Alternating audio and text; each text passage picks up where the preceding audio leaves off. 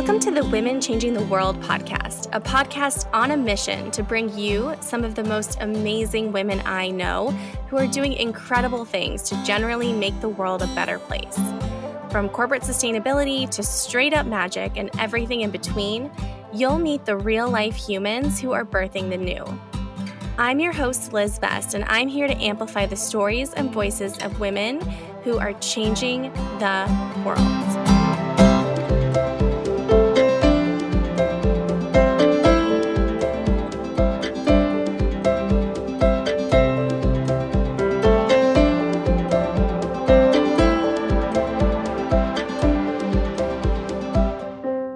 Hello, I am so excited for today's conversation with Suprita Kudesia, co-founder of Feta.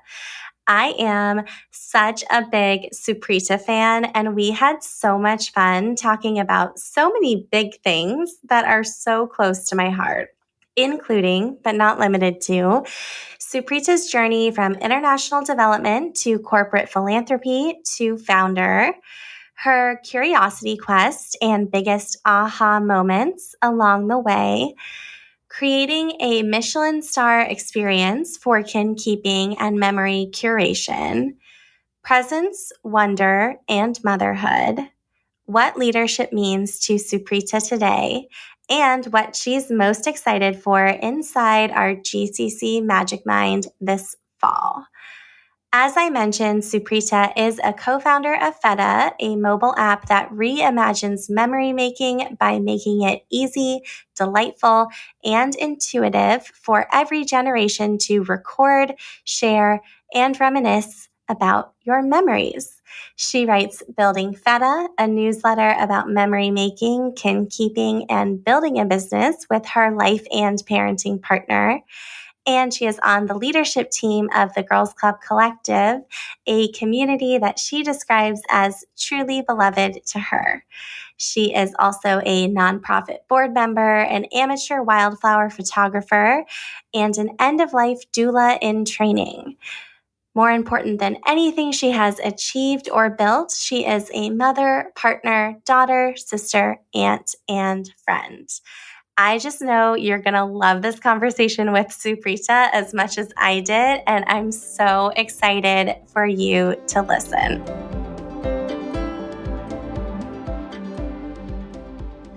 Suprita, welcome to the podcast. Thank you so much, Liz. I'm so thrilled to be here. Oh my goodness, I am seriously so excited to have you. We have so much to talk about today, but before we jump in, would you mind just briefly introducing yourself to our listeners? Yeah, sure thing. So hi, everybody. My name is Suprita. One of the things that I'm doing right now is running my own business called Feta. I also have a newsletter about that business and doing a ton of other things on the side. I guess that's what I'll say to start off with. Yes, awesome. That's a perfect jumping off point because the first thing I did want to ask about was, I know you have a number of different things on your plate at the moment, both personally and professionally.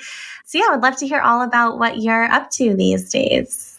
Yeah, so on the professional front, I am on this really exciting journey building a small business with my romantic and parenting partner, my husband.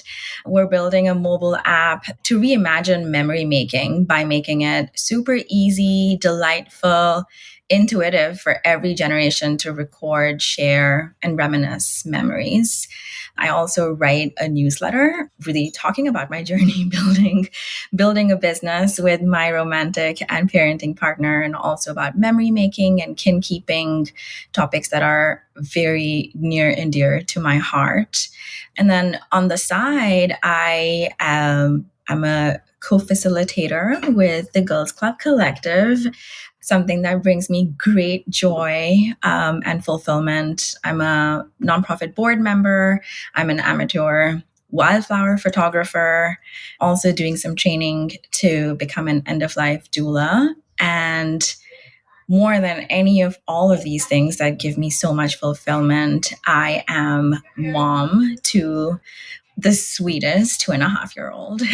So that is everything that's filling up my days personally and professionally right now.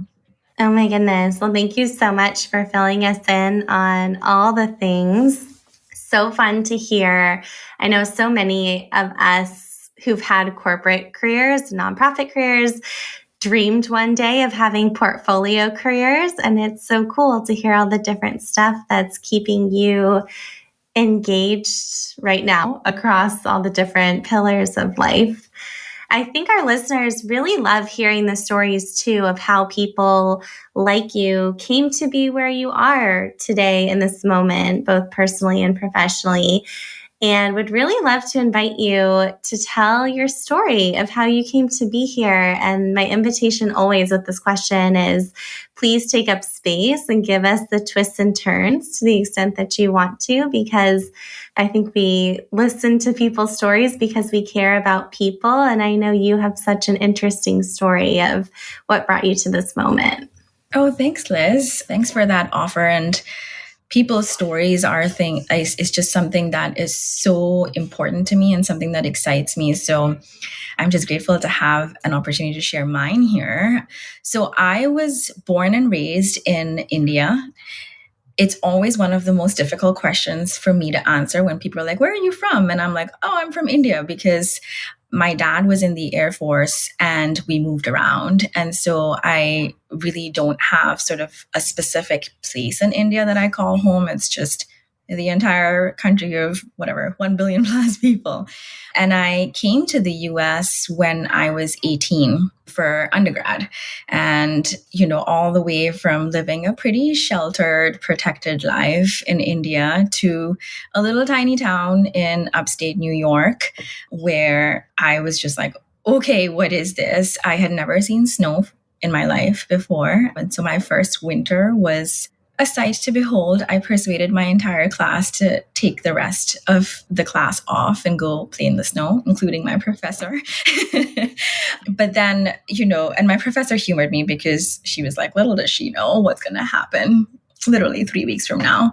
So, I did my undergrad and grad school in upstate New York and immediately sort of went into that international development space, working with global NGOs, non-governmental organizations, building, implementing programs in maternal and child health, rural livelihood, agriculture. I was also doing a lot of facilitating and training as part of my job. And that's what I did for the first probably 10 years of my career. And, just sort of very linear, kept moving along, had the opportunity to visit and work in more than 60 countries, which sort of really opened my worldview and my eyes to sort of what is the rest of the world like. And then decided that I had reached a plateau in what I was learning and doing and what interested me, and went back to school to get an MBA.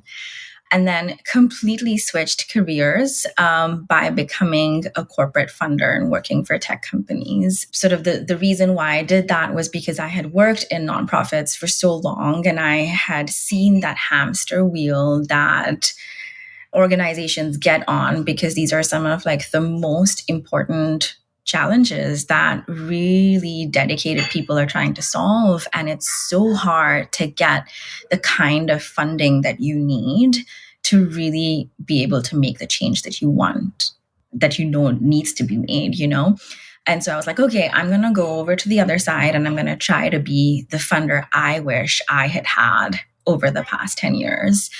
And I tried to do that. And then I was like, this is not working out for me either. And it's probably now that I'm an entrepreneur and working for myself, I understand that was because nowhere was like my insatiable and incorrigible curiosity being fed. And now that I'm an entrepreneur, I am just like, wow, this feels like home. This feels like what I am meant to be doing right now, because every day is different and I still get to do something that's really important to me and try to make a change in the world in a way that feels feasible to me more connected to that change. And so that's sort of really the story of, where I came from in India to never having any doubt that I wanted to leave the world a better place, but really just trying to find what my calling was in that big ecosystem of so many inspiring people trying to make the world a better place. And I was like, well, what's my story? What is the change that I'm here to create? That's the long and short of it from a professional perspective. Well, I love it. And I know that part of your recent journey from the corporate space to entrepreneurship, a big part of that was a curiosity quest that you embarked on a couple years ago. And I would love for you to share for anyone who's listening and curious, like, what did your curiosity quest entail and what did you uncover in the process? Yeah, well, I have you to thank for that, because I remember it was in a conversation that you and I were having where I was just like, I feel lost. I'm searching and I've been searching and I don't know what I want to do, but I know it's not this. And you suggested at that point, like, well, how about a curiosity quest? And I was like, what? What is that? Those are two words that are probably the top two words in my personal vocabulary. And it really sparked my wanderlust and sort of a return to wonder and people's stories without having to travel very far from home. And what it involved was really me reaching out with the help of generous people in my network, also introducing me to folks, to a group of people who were doing really cool things and spending 30 minutes of their time really having them tell me about their professional journey, what they're working on, what excites them, and what learnings they might share with someone who was interested in their path. And I think over the course of about a couple of months, I spoke to more than 10 people in doing things as diverse as UX research and design, photography, therapy, birth doula work, coaches, writers. And the first thing that I really uncovered was that I just really love listening to people's stories. And it was the first time this realization hit me and became sort of that connecting thread of like, oh, that's sort of what my journey has really been about. And I could have just kept listening to their journeys for a long, long time. And that curiosity quest really connected me to a sense of wonder, of looking at the world through their eyes. The other thing that was really a surprise was when I spoke to these people, it was really cool to see how at home they felt in their profession. Like when you find a chair that just fits your body just right. And I was like, oh gosh, like that's what's been missing, for me, is like I had not felt that. It was kind of like the chair was too small or too big or too hot, Goldilocks, And those were two big realizations around my love for hearing people's stories and really being like, okay, that's what it feels like and looks like. And that's the perception that comes across when somebody's really found their compass. And then so it gave me something to go off of as I continued my soul searching.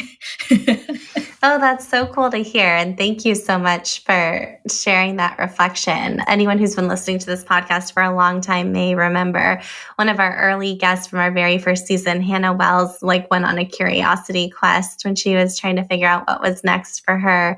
And it's so fun to see the ways that making the time to just sit down, have conversations, ask questions, listen, and notice what it brings up for us to engage with people who are doing different things. It's wild how I've seen so many times now how that can be a path to clarity when we're feeling like we could be feeling so unclear from the starting point. Yeah, it gives you so much perspective, just like hearing somebody else with no agenda, just for the purpose of hearing. Totally. And it's so interesting to think about how your insatiable, incorrigible curiosity and love for other people's stories, like how that also translates to the work that you're doing now with Feta, which I realize for anyone listening who doesn't already know like what that is, would also really love you to tell us the origin story and vision that you have for Feta. Yeah. So Feta, the whole thing came about because I became a mom in the pandemic, and our family is pretty globally dispersed, but that distance felt even more with the pandemic. Friends felt further away, and my husband and I were sort of sharing milestones of our son and little like updates and little pieces of poetry and stuff. And it was just on, WhatsApp and iMessage. And you scroll through your phone and there's just like a ridiculous number of photos. And what got lost very quickly was this beautiful thread line of our son's life and our life as new parents. And I was like, what's the big picture? Where did the story lose itself for just like random pictures sent to grandparents and aunts and uncles and friends, And in the meantime, like I am a very analog person. And so like my mom gave me this like one memory a day little book for 5 years that I recorded memories of my son of like first time he smiled and first time he rolled over. And then at the end of his first year, I like spent hours and hours putting together a first book. And my husband is a very tech forward person. And he was like, what if this could all be made easier through a digital platform? And I'm like, I'm here for that because this took a lot of time. And parallelly, our parents are growing older. We're the classic sandwich generation. And we wanted to sort of record the stories of our grandparents and their really amazing lives and our parents' lives before we lost everything. And so I was also on this project of making an oral history for my family when we decided, let's try to build a platform for this. And so that's where Feta really came about. We built a web app, launched it last November, got some really good feedback around what's an easier entry point for our users. And that's what we're in the process of doing, is building out a mobile app. And the primary sort of our goal here is to really make the experience of making memories and sharing them and curating them as sort of a testament to your life, a Michelin star experience. It should not be the fragmented, overwhelming experience over like 5 different products across the tech ecosystem. So that's what we're doing. And in all of this, like, when we first started doing it and we first started thinking about like, okay, are we going to do this? Are we going to do this together? Does it make sense? All of these things, the discussion was sort of very practical. We just sort of kept moving forward, kept trying to move the product along.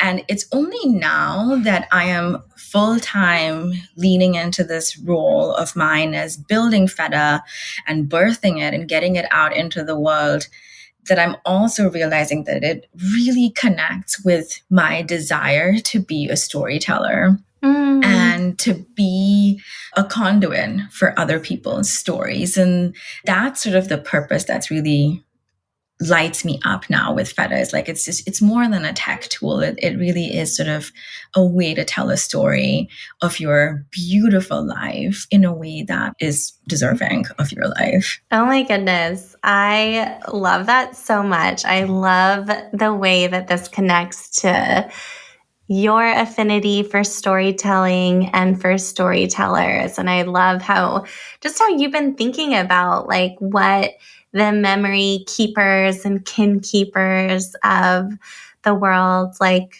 would love, and like what would delight the people who are the ones who take the time to organize memories, oral histories, moments for their family. And yeah, how can you make that experience, which I will be the first to say, like, oh my goodness, putting together like albums and scrapbooks is for me like so the last thing on my to-do list. It's so not a thing I look forward to. And so it's like, how do you make that an experience that people actually look forward to? Absolutely. And it's not just like, I'm going to do this for the 2 weeks at the end of the year and then I'm just going to be exhausted. How do you hold your life on an ongoing basis and curate it? Totally. I'm curious, knowing that you've been building Feta for a little while now, what surprised you the most about your experience, your journey building a digital platform with your partner in all things? Yes, that is a very interesting decision, one we're leaning into, and I am very open about this, but I'm really glad that we both like our couples therapist, who keeps things honest and together for us. On a personal level, what has surprised me is that I've really found a home for my curiosity. It's truly no day is the same. It's just the two of us. We're a pretty lean operation here.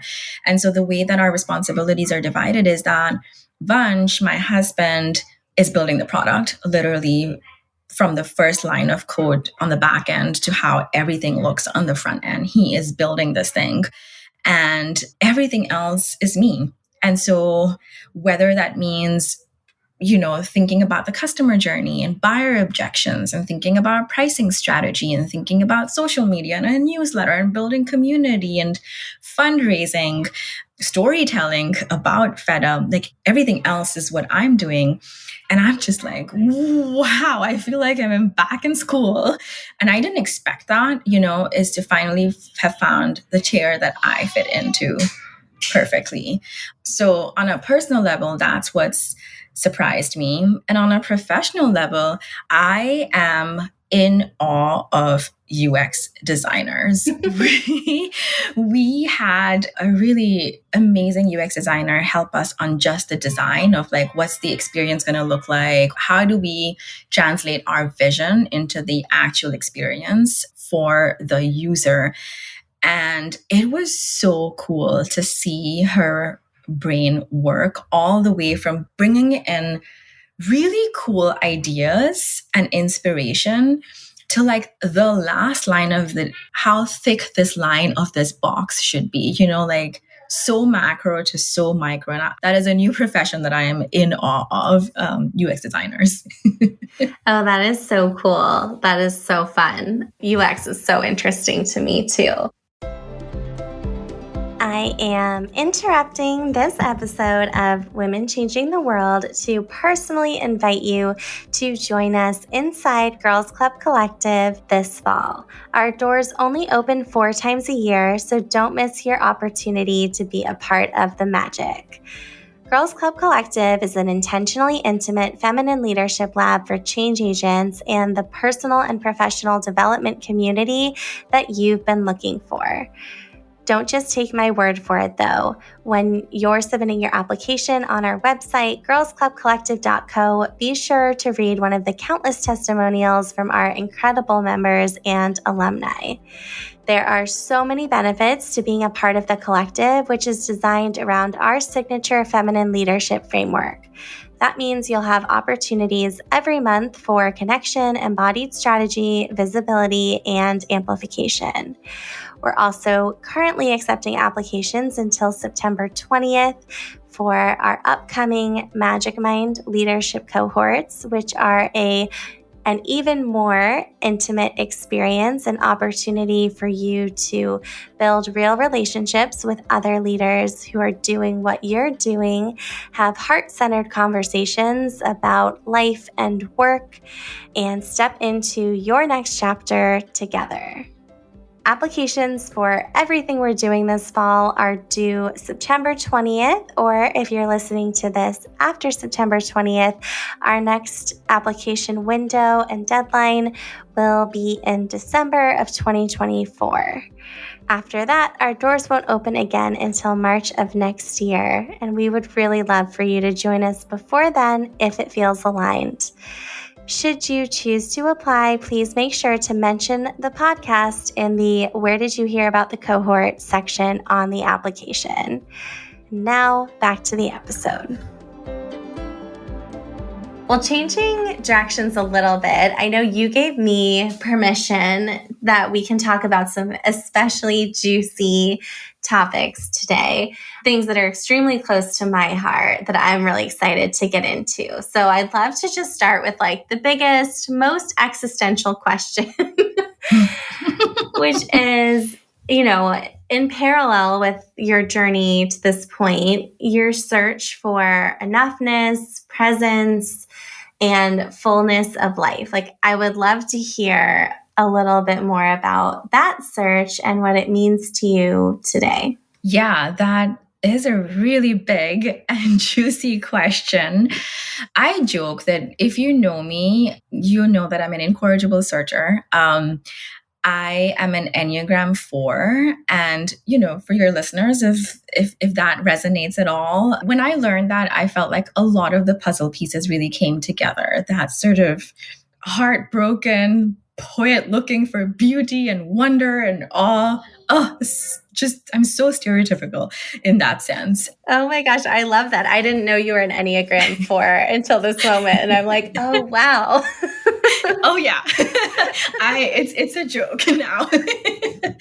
And I've always had this desire of, I want to live my life really appreciating it for the wonder that it is. And I didn't feel that. And I was like, I am so terrified I'm going to get to the end of my life feeling like I didn't do it justice. It's really that fear that you'll see like makes a through line amongst all my hobbies and desires and things that I want to do, is this life is too wondrous to not live it as the wonder that it is and risk getting to the end of life being like, what? Why didn't I appreciate it? And for me, again, this is a little like I cringe at myself when I realized this, but for me, all of that changed when I became a mother. And I didn't expect it. If you had told me this 3 years ago, I would have rolled my eyes at you and said that that's not for me. I don't need that to complete my life. And by no means do I believe that choosing to have children in whichever way or form that they come into your life is a necessary life experience in any way. But for me personally, it turned me inside out, upside down. And I suddenly felt like everything that I was searching for, it was sort of avoiding or a distraction from the truth, which was that this moment is all there is. And in this moment, there is nothing to search for. It's just all there.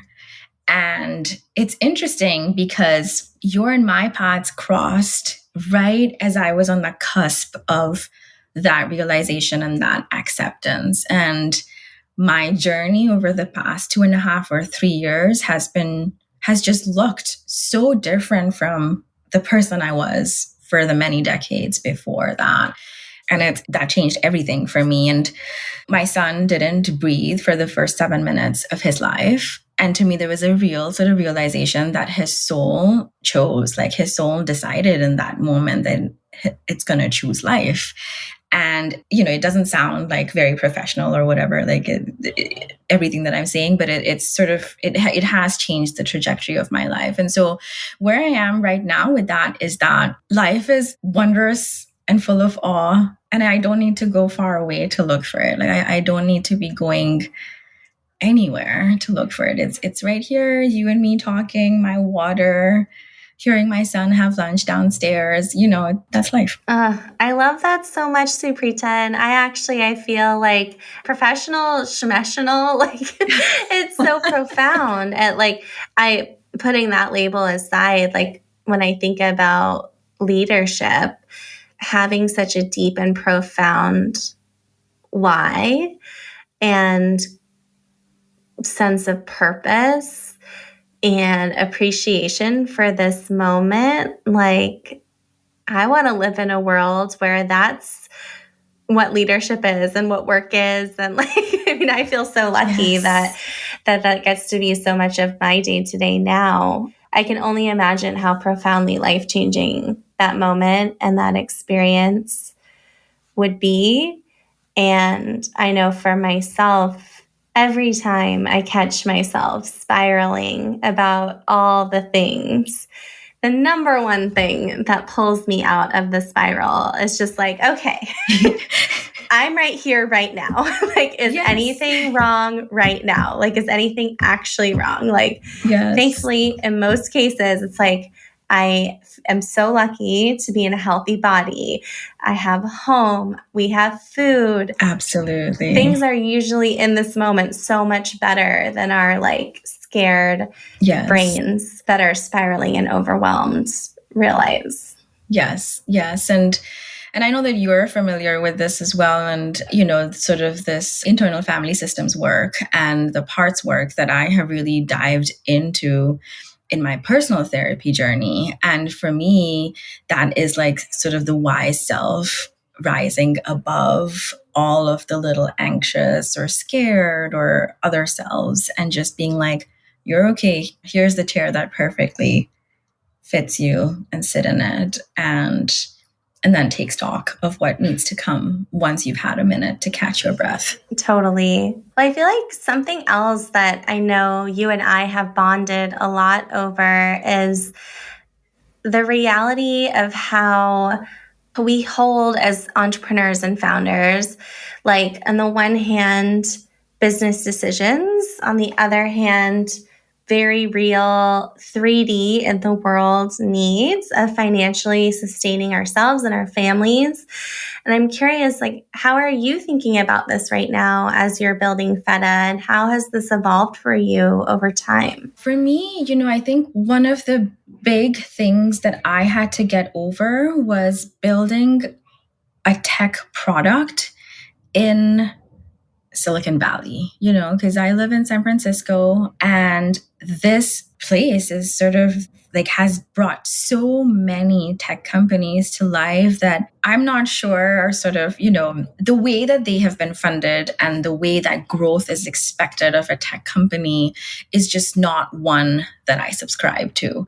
And so for me, it was like, wow, ironic that when I do go on my entrepreneurship journey, it's to build a tech product, and there are very real financial needs that we all have. And I have to sustain myself. I have to sustain our son and give him a comfortable, good life to the extent that I can. And I think one of the realizations that has really come to me over this sort of understanding and acceptance of enoughness is that we actually need not as much as we think we do. And so what really calibrating on a day-to-day basis, how do I want to grow? What kind of life do I want? Why am I building this? These are questions that I have had to ask time and time again. And especially now that we're actively fundraising, right? Like we've bootstrapped Feta with our savings, and we do need a little bit more funding to sort of just make sure that we get it to sustainable revenue. And the question is, who do we get that funding from, and what are they going to ask of us? And is that the entrepreneur life that I signed up for? And those are sort of things that I'm just constantly grappling with. Who do I talk with? How do I talk about Feta? What do I want to do? What feels right in my body? And one of the things that you asked is sort of, how this has evolved over time. I think what's really happened for me is that I've had to really clarify in my mind and in my heart what feels right for our family and what growth feels right for Feta.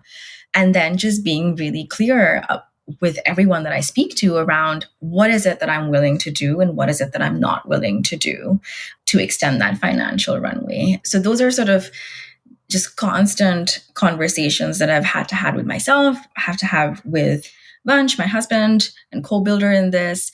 And I know that you had Drew a few weeks ago on the podcast talking about values, and that has been really instrumental to me as well, is like really connecting time and time again on what is the why? Why are we doing this? What is important to us? Who do we want to be as a result of this, right? And that's something that what you're doing, the Girls Club Collective, also sort of, those are sort of some of the conversations that I've had with leaders in that community is, why do we do the things that we do? Why do we take on the roles that we do? There is sort of the baseline is covering your financial needs, and then anything above and beyond that is sort of what you say yes to and what you say no to that aligns with your values. Totally. Oh my gosh, I so appreciate it. I feel like there were so many nuggets in there, like, and threads I'd love to pull on, because a couple things. I mean, I think one, there's such a real question of prioritization in any given moment in life, and especially I think in entrepreneurship. Sometimes we're in a place where we're going to prioritize time and flexibility, and sometimes we're in a place where we're going to prioritize resources and stability, and sometimes we're in a place where we're going to prioritize growth, and sometimes we're in a place where we're going to prioritize refinement. And only we can know what's actually most important to us in a given moment. And I know so much of my own journey has been getting comfortable giving myself permission to change my priorities. Yes, that's huge. And I think that's where like the values piece can come in so strongly too, is I think when we're clear on our values and we're acting in alignment with our values, I think it gives us a lot of space for our priorities to evolve, but for us to still feel like we're in alignment. Yes. Even though circumstances may have changed. Yes. Also, this very real question around when you begin to feel in your body and your heart that the priority needs to change. There's also this sort of, is this a moment where I stick it out? Is this the moment for perseverance and resilience and grit? And perhaps it is, but perhaps it looks different than, perhaps the perseverance and the resilience and the grit actually looks like changing your priority or being really, really clear and saying no to money because it's just not aligned with the way that you want to grow. Yes. Oh my gosh, absolutely. And I think that's the other thing that I heard in your answer, which is like, I think especially when we're operating in these systems that were not necessarily designed for us or designed for us to thrive, it can be so easy to give our power away, or so tempting to give our power away and forget what we are actually, like the aspects of something that we're actually in control of. And what I hear and how you're thinking about this right now is such recognition of your own agency, and that just because someone's offering to write you a check doesn't mean you have to take it. Yes. Blasphemy. Yeah. And also just coming from that scarcity mindset, right? Of like, this is the only thing that'll come by, and really leaning in and slowing down and just being like, it doesn't feel good. It doesn't feel right. Totally. Well, on a non-work note, something I feel like we have to talk about is your hobbies, because your hobbies are like poetry to me. I know one of them is wildflower photography, which was such a like delightful thing to learn about you. Oh, you're so sweet. It's so true. I think about you every time I take a picture of a flower. Yeah. What drew you to start taking pictures of wildflowers yourself, and what about it brings you joy? Yeah. So for me, when I look at wildflowers, which to me, they seem so big. They don't seem like the really tiny little things that you see like on the edge of a cliff overlooking the Pacific Ocean, and I took a photography class last spring. And one of the things that the teacher said was that when you're a photographer, your photos are a way to show the world how you look at something. And I was like, oh, that makes so much sense, because when I see a wildflower, to me, it's like it fits all of my soul and all of the universe in this little tiny thing. And so when I take pictures of wildflowers, I actually take really macro shots, and like I really zoom in, and the flower is so big that it almost doesn't fit in the frame. And that's how I see them. And so for me, again, I joke that don't take me on a hike with you in wildflower season, because you will have to leave me behind, or you'll have to walk at my pace because I'm just bent over taking pictures. Because in that moment, what I see is just that moment, like going back to what we were talking about, is like, it's such a visceral reminder to me to just be like, look at this flower. And that's it. like nothing else, not everything else stops. And one of my proudest achievements as a relatively new parent is having taught my son to stop and smell the flowers. And he now stops and he's like, look, it's a flower. Smell it. And I'm like, oh, that's it. That's all I need. And that's what brings me joy, is just stopping. Well, I feel like it's so cool. I mean, some of the themes that we've had in this conversation around like curiosity and wonder and the present moment are so alive in your life right now in such an inspiring way. And it feels like another side of the same coin in many ways, that you're also simultaneously right now, you've been in training to become an end of life doula, which I find so fascinating. Would you share with us a little bit about like what that journey looks like and what inspired you to start taking steps along that path? Yeah. So what inspired me was the birth of my son, because it was just that really big moment where everything sort of came together in one point. To me, from just a very personal perspective, I just have believed from the moment that he was born that his soul chose this family, us. And so then once I accept that, and my rational brain just sort of agrees to keep quiet, and my whole body accepts that, then for me, what really becomes my life's mission is, how do I honor the decision that his soul made in this life? And then, the curiosity quest that we talked about earlier, I spoke to birth doulas, and I didn't know that there was a thing such as an end of life doula. And what became clear to me is that we don't talk about grief as much as I think that we should in our culture. Death is something that we just sort of brush under. There's like a superstition, or there's like a certain darkness to it, or there's a certain like, let's just not talk about it, and let's just keep moving on. And to me, it's kind of like, but it's everybody's transitioning, and so what does that soul that's transitioning need, and what does their family need in that time? And those are questions that just became sort of really big for me.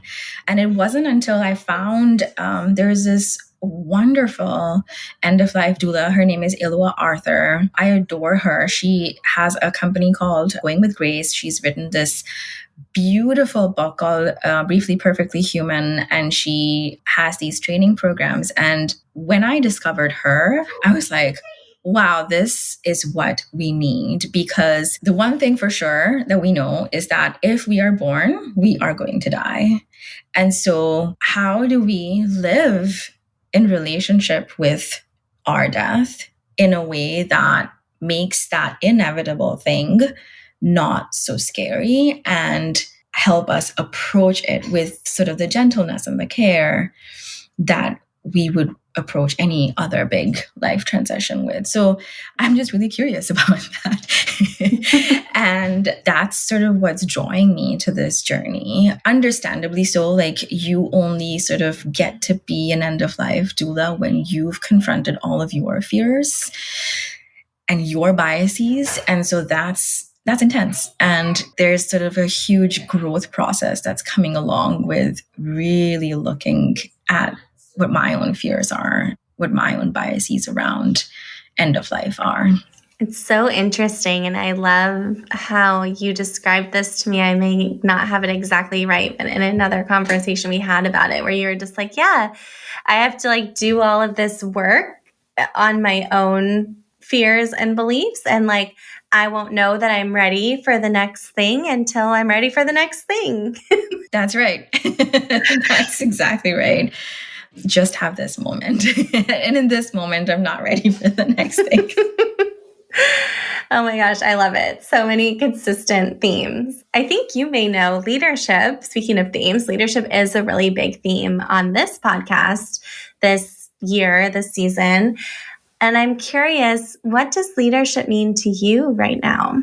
Leadership to me means full body, heart, brain, vulnerability, courage. It's sort of the really intangible things that you have brilliantly and magically brought together in the Girls Club Collective, where I often say that where were all of these people when I needed to work with them? Because I feel like I have found the most amazing leaders who just show up with their hearts and their values, and of course their intellect, but bringing it all together with sort of a big, deep why, the purpose. And the purpose is just bigger than themselves. And so it's like somebody who's really grounded in their values, who's working for a bigger purpose than themselves, and is courageous and brave and heart-centered in addition to being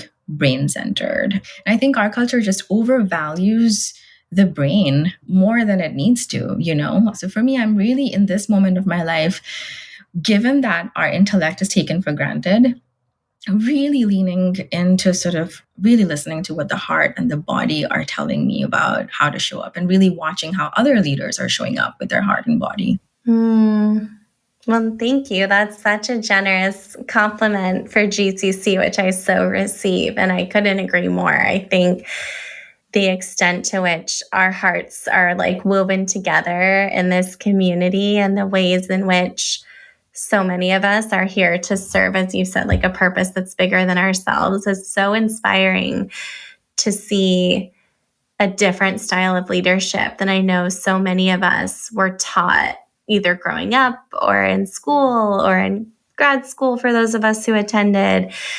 And we clearly need something so different in this moment from what got us here. Yes. Well, I know you mentioned earlier that you're on our extended team at GCC, which I feel so honored to have you on the team. It's just been such a privilege to get to work with you in so many capacities over the past few years. I was thinking about it earlier today, and just like what a gift the past few years of our friendship and collaboration have been.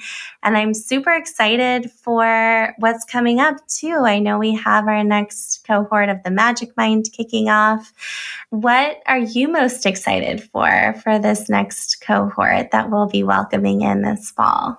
I am so excited for the inspiring people that we will get to hold space for and witness in their courage and their transformation. It blows my mind that this will be my fourth Magicmind, and the second as a co-facilitator. And for me, Liz, like, you've made me believe in magic. But what I want to emphasize, and I think I've said this to you before as well, is like the magic is so intentional. There's so much hard work and intention and heart and soul that goes behind holding these containers. And it truly is a magic mind. I didn't know that magic existed until I was in my first one. And when you bring all of that hard work and that intention and that process to people who are just so inspiring and are at like this really cool moment in their lives where they're willing to just jump off a cliff and meet their next selves. Oh, it's just sparks and lightning. And I'm so excited for that. Their lives are changed, but my life has changed witnessing them and holding that space for them. Oh my goodness. Well, thank you for that reflection. And I mean, I'm like, I'll just be over in the corner crying for the next little bit of grateful tears.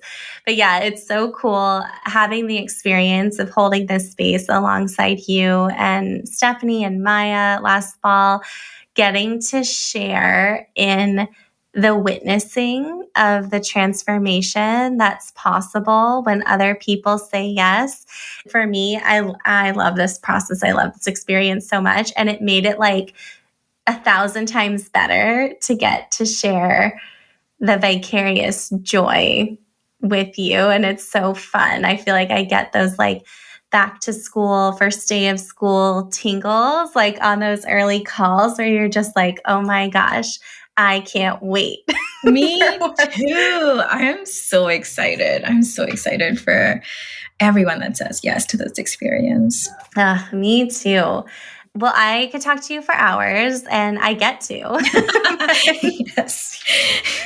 But I also want to be respectful of your time and our listeners' time. I am sure that people who are listening are wondering how they can get more Suprita in their lives. And I know you recently launched your newsletter, Building Feta, which I absolutely love.